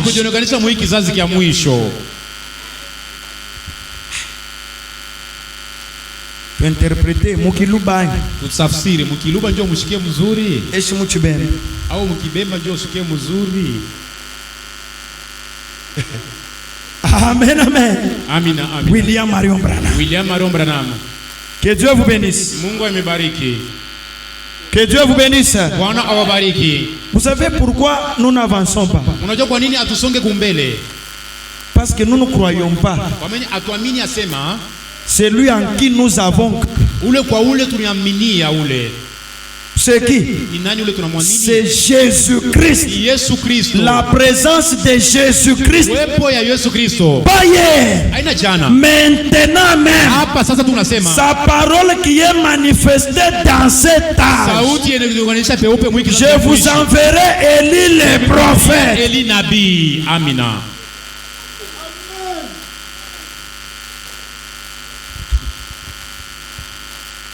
Amen. Amina. Amen. Amina. Dites à celui que tu es là. Ambia ule mlikuwa pembeni yako. Wewe ni mwanje lukani. Wewe kuna malaika kani umulize. Wewe kuna malaika. Tu yake l'ange. Wewe kuna malaika kani. Tu yake l'ange chez toi. Kuna malaika kani wewe kwako. Alléluia. Amina. Alléluia. Amina. La présence de Jésus-Christ. Uwepo ya Yesu Kristo. Maintenant même. Hapa sasa tunasema. C'est-à-dire. Ni kusema hivi. Sa parole. Sauti yake. Ce n'est pas moi qui dis c'est-à-dire. Je lis c'est-à-dire là ici. Haina mchungaji anasema ni kusema ile. Parce que vous pensez peut-être que c'est moi qui explique. Non, non. Vous qui avez le téléphone, est-ce que c'est comme ça? Ah, il dit c'est-à-dire. Ni kusema. Sa parole. Sauti yake. Qui est manifestée dans cet âge. Yeye kujionekalisha peupe mu kizazi kia mwisho. Le seul lieu d'adoration mabudu fashi moya kwa Mungu auquel Dieu a pourvu. Kwa ile Mungu ashakutayarisha. Prêchez le 28/11/65 Yeye kubila starehe 29 mwezi wa 11 mwaka 60 na Frère Branham dit ceci. na tunasema hivi. Le seul lieu d'adoration fashi moya ya kuabudu auquel Dieu a pourvu. Kwa ile fashi Mungu anatayarisha. 28/11/65 Yeye kubila tarehe ya 29 mwezi wa 11 mwaka 60. Vous avez trouvé là-bas? Unapata pale? Voilà, au paragraphe 264. Ubeti 264. Frère Branham dit ceci. Na ndugu nasema hivi. S'il n'y a pas de levain au milieu de vous, kama chachu haina mkakati yenu, s'il n'y a pas de murmure parmi vous, kama kusema sema, s'il n'y a pas de petits problèmes parmi nous, kama una mambo kidogo mkakati yetu, Frère Branham dit, na ndugu nasema cela amène toute la plénitude de la divinité corporellement parmi vous. Ile kunaleta utele ya Mungu bote mwili ya mtu mkakati yenu. S'il n'y avait pas de tiraillement parmi nous, ça devrait amener la plénitude de la divinité corporellement parmi nous. Dieu allait faire cela. Mais le levain qui est parmi nous, le petit problème parmi nous, le petit murmure nous empêche cette plénitude de la divinité, nous empêche ce Christ. Maintenant, frère Branham dit, cela ne pouvait pas se faire dans l'âge de Luther. Oh, nous sommes les gens de Luther. La plénitude de la divinité ne devait pas être là dans l'âge de Luther. Les luthériens. Jamais. Frère Branham continue. Ça ne pouvait pas se faire dans l'âge de Wesley. Wesley, c'est le messager des méthodistes. Il ne pouvait pas trouver ça. Ça ne pouvait pas se faire dans l'âge de la Pentecôte. Jamais. Maintenant, frère Branham dit, amen, amen. Mais cela arrivera le jour où le Fils de l'homme sera manifesté, révélé. Il rassemblera l'église avec toute la divinité de Dieu manifestée au milieu de son peuple et accomplissant les mêmes signes visibles, se manifestant lui-même comme il le fit au commencement. Il se manifeste lui-même comme il le fit au commencement lorsqu'il fut manifesté sur la terre sous la forme d'un Dieu prophète. Au commencement, Dieu était sur la terre sous la forme d'un Dieu prophète, et il fera la même chose là où le Fils de l'homme est révélé. Maintenant, on pose la question. Il dit, oh gloire, cela a été promis dans Malachie 4. Qu'est-ce qui est promis dans Malachie 4? Le Dieu prophète est promis dans Malachie 4 et dans le reste des Écritures. Comme c'est promis comme ça, Frère Branham pose maintenant la question, où adorerez-vous?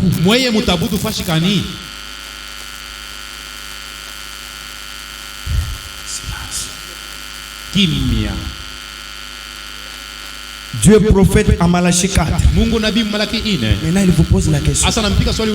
Alors, où adorerez-vous? Comme vous n'avez pas la réponse, maintenant lui répond. Dans la maison de Dieu, virgule, assis au temps présent. Où est-ce qu'on va adorer? Dans la maison de Dieu, là où Dieu est assis au temps présent.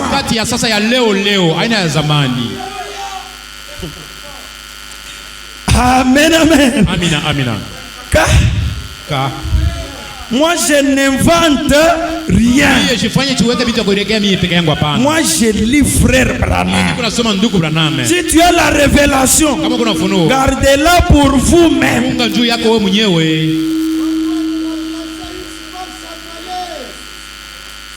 On ne voit rien.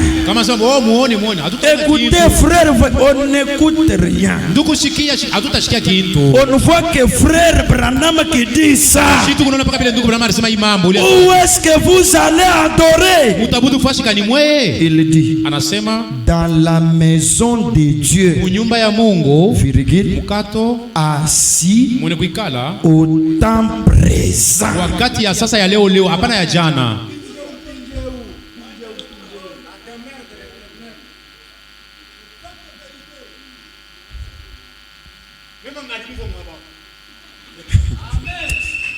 Amen, amen. Amina, amina. Aujourd'hui, tu as une maison.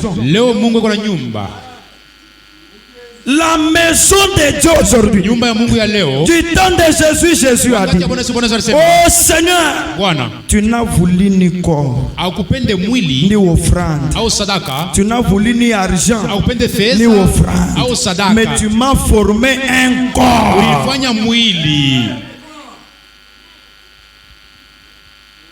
Amen, amen. Amina. Amen, amen. Amina. Wow. Wow. Je répète d'abord. Je répète. Mais cela arrivera le jour où le Fils de l'homme sera manifesté, révélé. Il rassemblera l'Église avec toute la divinité de Dieu manifestée au milieu de son peuple.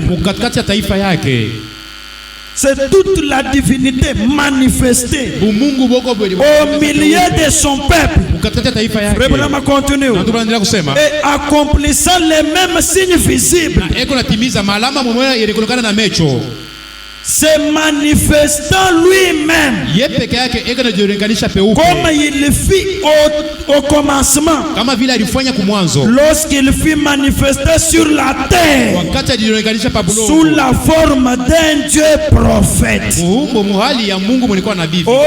gloire! Brahma lui-même a dit gloire! Oh gloire! Cela a été promis dans Malachie 4. Ce que nous disons ici, c'est promis dans Malachie 4 et dans le reste des Écritures. Alors, où adorerez-vous?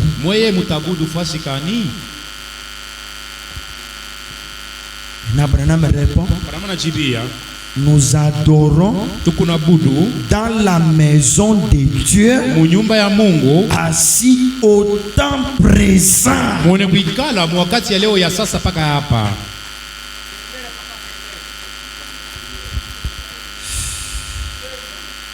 Que Dieu vous bénisse. Que Dieu vous bénisse. Du côté des sœurs, il y a le froid. Saluez la sœur qui est à côté de toi. Dites-lui que Dieu vous bénisse. Mangez aussi les os. Que Dieu bénisse.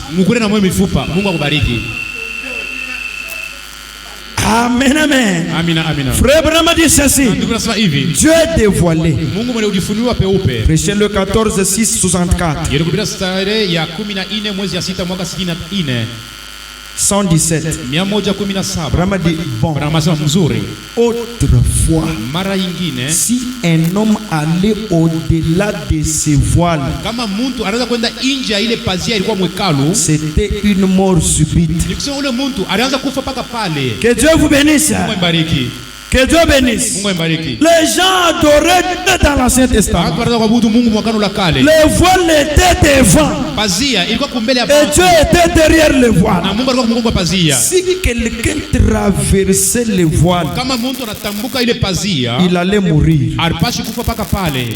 Sauf Aaron. Kutosha kwa ule mkuhani Aruni. Que Dieu bénisse. Mungu ambariki. Maintenant, frère Abraham a dit ceci. Maintenant, hapa sasa, ne pas pénétrer le voile, katala kupita ile pazia, c'est la mort. ni kusema ni lufu. Amina.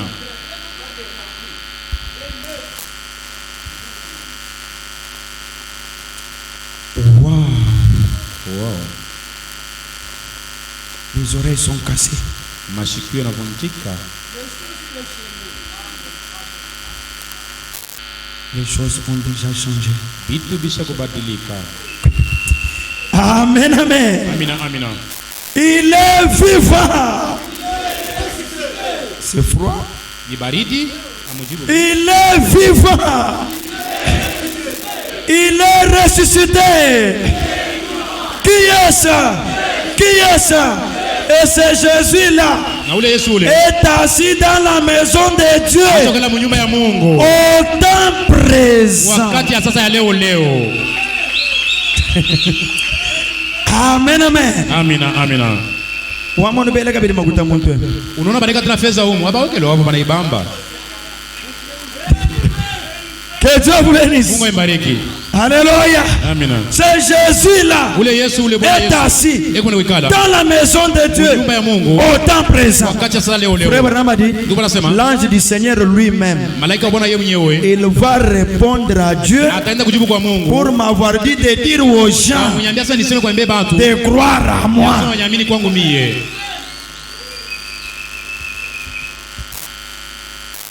Quand même, et frère Nyawal kweli. Ndugu lako Lui wela bikanyeshe. wambenye na waga kalamu nini fedha na waga fedha Amen, amen. anaweka vyote vile Nous sommes chez nous. tu kwetu. Frère Branham dit aujourd'hui, Nasema leo ne pas pénétrer les voiles, katala kuingia mule pazia c'est la mort. ni lufu. Frère Branham dit amen. Amina. Amen. Amina. Si vous ne pouvez pas briser ces voiles Kama huwezi kuvunja ile pazia de la tradition, mukanuni ile franchir ces murs de la dénomination na kutambuka ile ukuta pour wa voir dhehebu, Dieu dans sa na kuona présence, Mungu muwepo yake, c'est la mort. kusema ni lufu pale.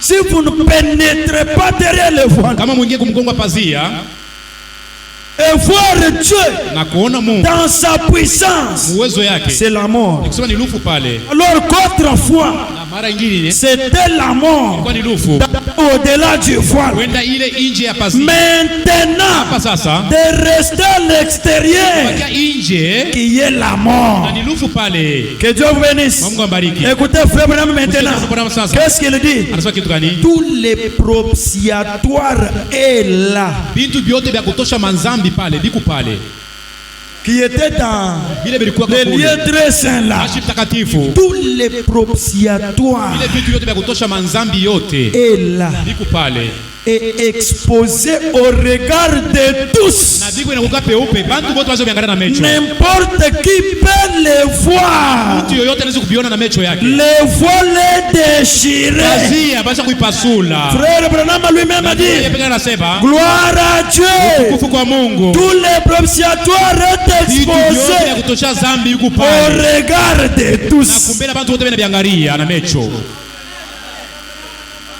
Dans la maison de Dieu, Nyumba ya Mungu. au temps présent, Wakati sasa leo le leo. propitiatoire est là Vitu vya kutosha manzambi yote biko hapo. au regard de tous. Bantu vyote biko naangalia. Et celui qui refuse de briser le voile, kuvunja pazia il va ni mourir. kusema atakufa na manzambi yake.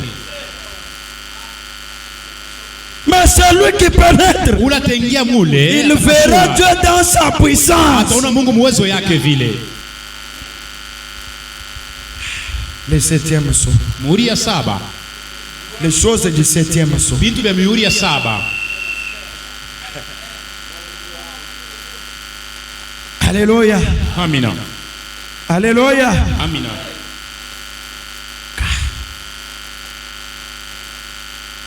Que Dieu vous bénisse. Mungu aibariki. Frère Enoch, je voulais te voir ici. Ndugu Enoch walipenda kuona kumbele ana kumkongo. Frère Enoch, viens ici, frère. Ndugu Enoch kwa kumbele. Kongo hapana. C'est quand je prêche, tu fais Amen. Wakati unahubiri unapenda unaingia mpako unasema comme Dieu t'a toujours utilisé là. Vile Mungu anakutumikisha unasema amina. Kwa ikalia kumbele. Frère Christian ne peut pas dire comme ça parce qu'il est en train d'interpréter. Ndugu Christian anasema vile ana tafsiri. Tous les propitiatoires se trouvent aujourd'hui dans la maison de Dieu, mais assis au temps présent. 127 frère Branham a dit, remarquez d'en rester éloigné maintenant. Si vous restez éloigné maintenant de ça, c'est la mort. Vous pensez que non, quand je m'éloigne là, j'ai la vie. Vraiment dit que c'est ça la mort. Et attention frère, sinon nous serons des adorateurs, des idolâtres. Non, nous savons ce que nous disons. Nous savons ce que nous croyons. Nous croyons dans la maison de Dieu. Et notre Dieu est assis au temps présent.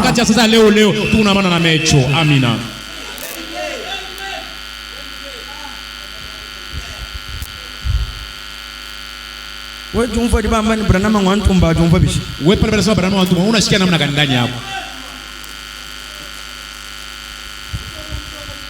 Amen. Amina, amina. Que Dieu vous bénisse. Mungu ibariki. Frère Branham a dit, remarquez, d'en rester éloigné maintenant, c'est la mort. Vous devez y pénétrer. Quand celui-ci regarde, il voit un homme, il a raison. C'est un témoin de Jéhovah. Quand l'autre regarde, il dépasse l'homme, il voit Dieu, il a aussi raison. Quand nous regardons, nous voyons Dieu dans la chair humaine. Amina.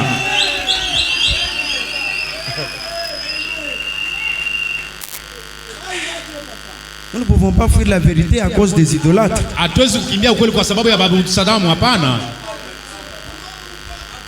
Si nous les fuyons, alors nous allons prêcher ça comment?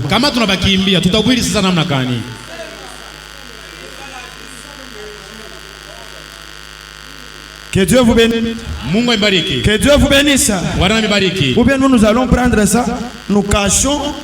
Si nous cachons, on va dire que nous avons fait la compromission avec la parole.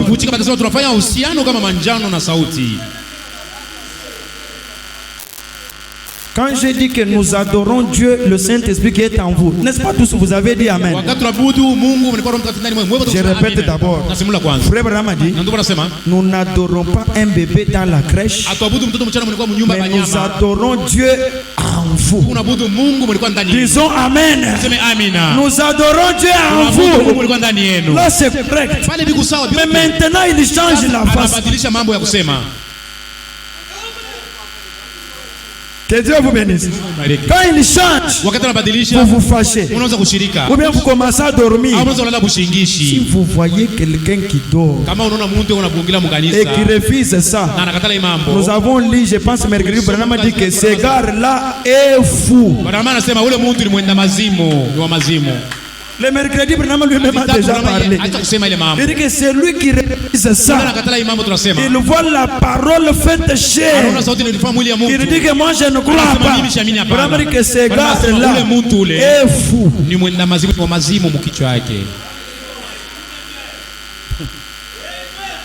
Amen, amen. Amina, amina. Alléluia. Amina.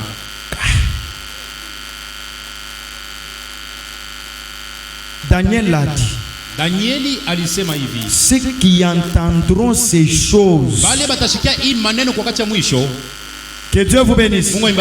Ceux qui entendront ces choses, leur connaissance augmentera. Que Dieu vous bénisse. Est-ce que c'est la vérité? Mais les choses que Daniel a vues, maintenant vous vous refusez.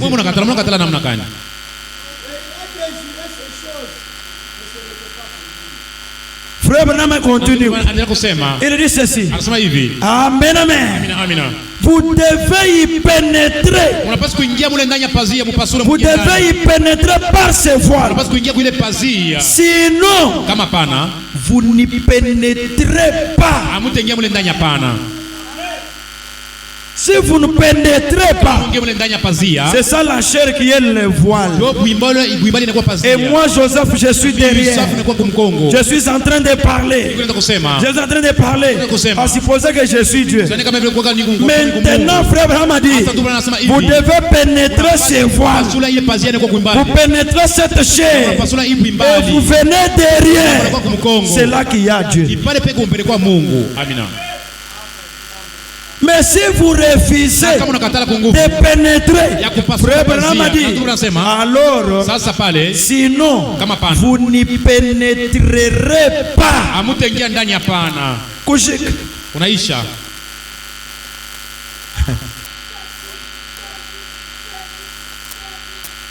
Amen. Amina. Amen. Amina. Amen, amen. Amina. Frère Branham continue. Sinon vous n'y pénétrerez pas. Vraiment que Dieu, Mungu, qui a pu leur faire miséricorde.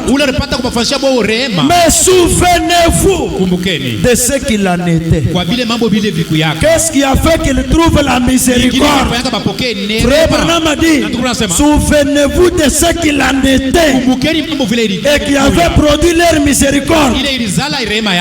Dieu, c'était quoi? 2 points. Dieu manifeste ce qu'il y avait derrière ces voiles. C'était ça leur miséricorde. Le Dieu du ciel, il a déchiré le voile. Et Branham a prêché un message. Le Dieu dévoilé. Alléluia. Pour que la même miséricorde nous soit accordée. Il dit le Dieu dévoilé.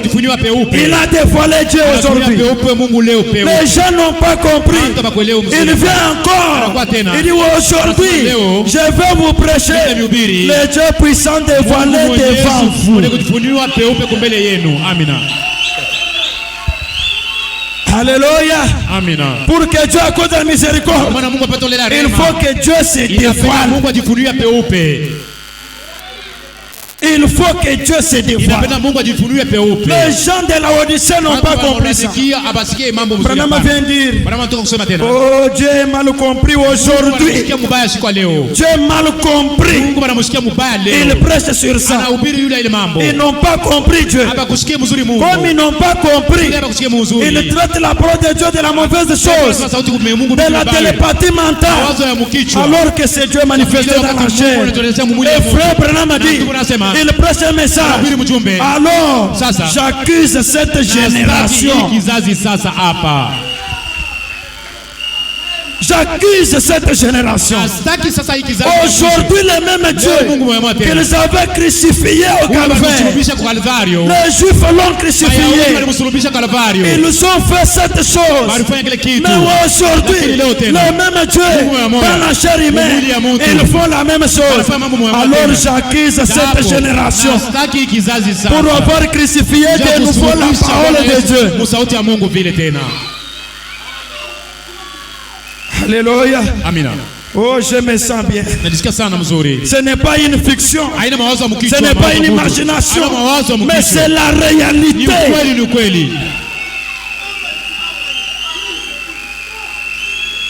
Pénétrons les voiles et voyons Dieu dans la chair humaine. Alléluia. Amina. Oh, ça me fait du bien. Nous ne pouvons pas cacher ces choses à cause des idolâtres. Non, non. Les idolâtres là, quand ils regardent, ils voient Dieu. Ils tombent dans la chair. Le corps humain, ils adorent un corps humain. Ils sont idolâtres. Mais nous, nous pénétrons les voiles. Derrière le voile, il y a la miséricorde de Dieu.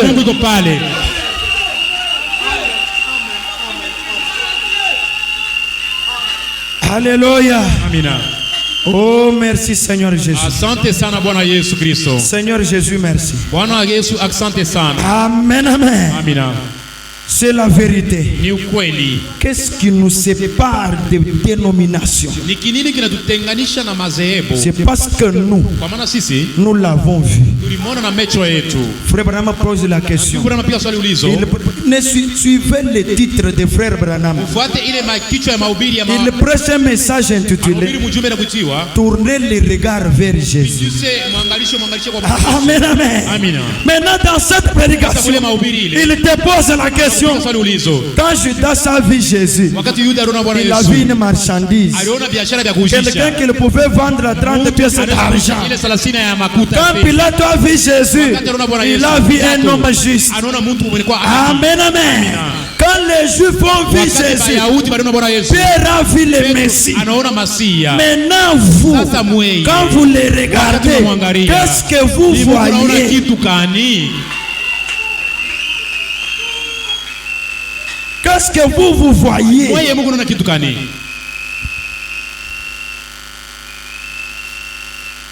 Frère Branham a dit ceci.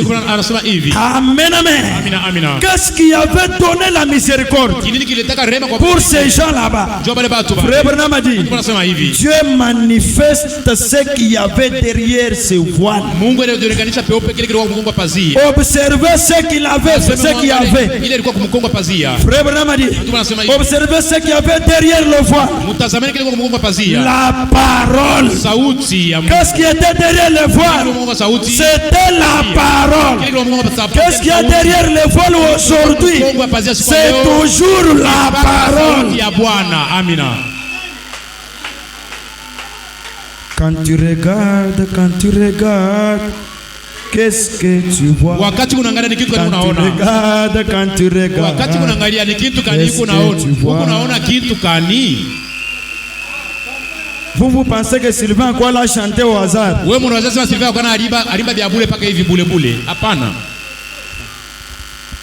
Amen, amen. Frère Branham a dit, il y avait la parole derrière. Frère Branham a dit, qu'est-ce qu'il voulait?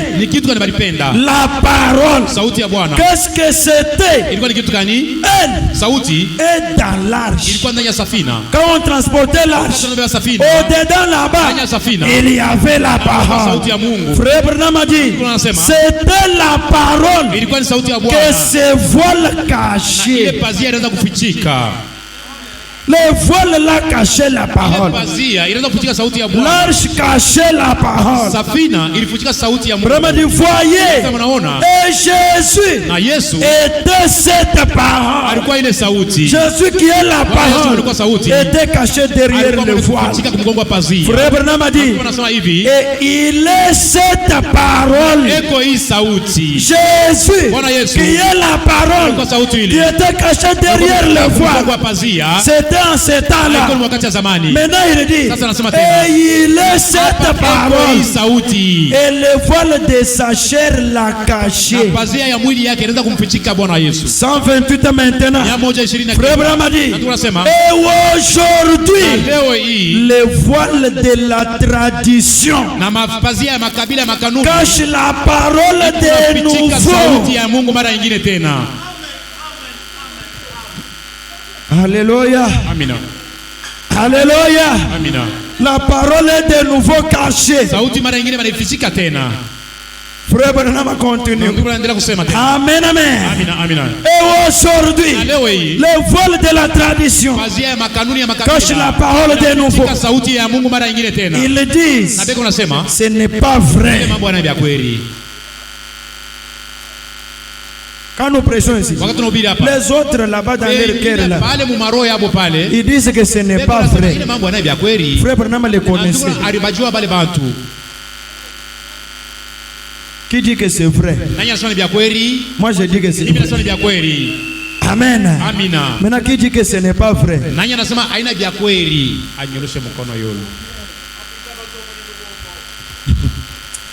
Amen, amen. Frère Branham a dit, les gens disent, ce n'est pas vrai. Branham maintenant il dit, mais c'est bien vrai.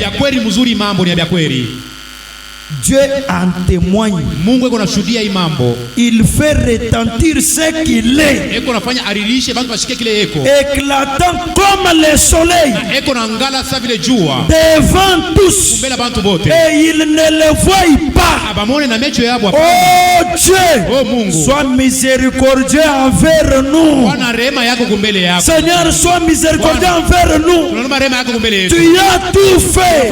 Mais nous ne voyons pas.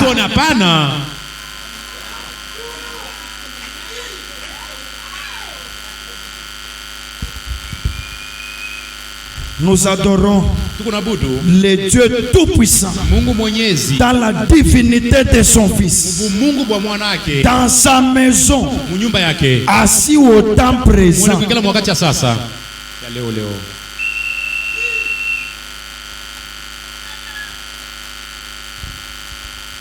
Frère Branham, mettons-nous debout. Mettons-nous debout. Oh Seigneur. Oh Bwana. Frère Branham a dit, nous voulons connaître celui que nous adorons. Ce n'est pas un bébé dans la crèche. Jésus a déjà grandi. Les catholiques mettent au monde bébé chaque semaine, chaque année, chaque décembre. Le bébé est toujours dans la crèche. Mais ce n'est pas celui-là que nous adorons. Mais le Dieu que nous adorons, c'est le Dieu Tout-Puissant. C'est la divinité. Amen, amen.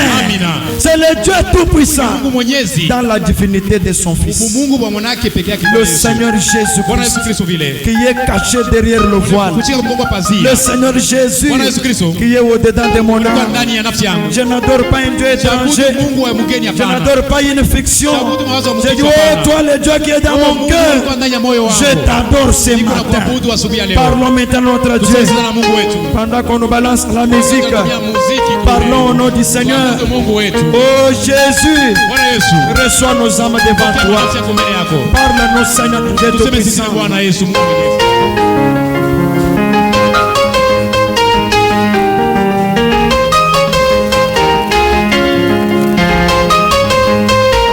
Merci. Si tu vas voir la nature d'un homme sur la terre, si tu veux voir la nature d'un homme sur la terre, regarde l'épouse, tu verras la nature de l'homme. Regarde l'épouse, tu verras la nature de l'homme. Alléluia.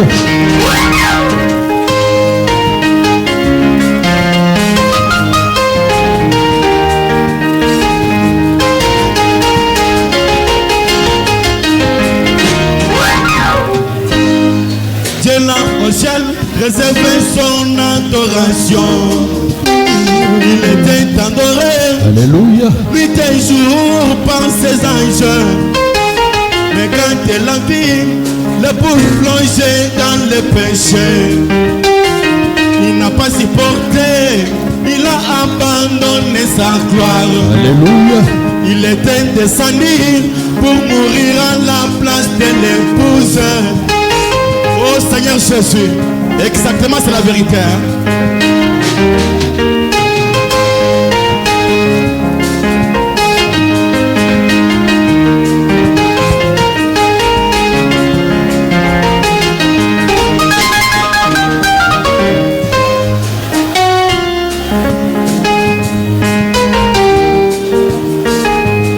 Dieu là au ciel réservait son adoration.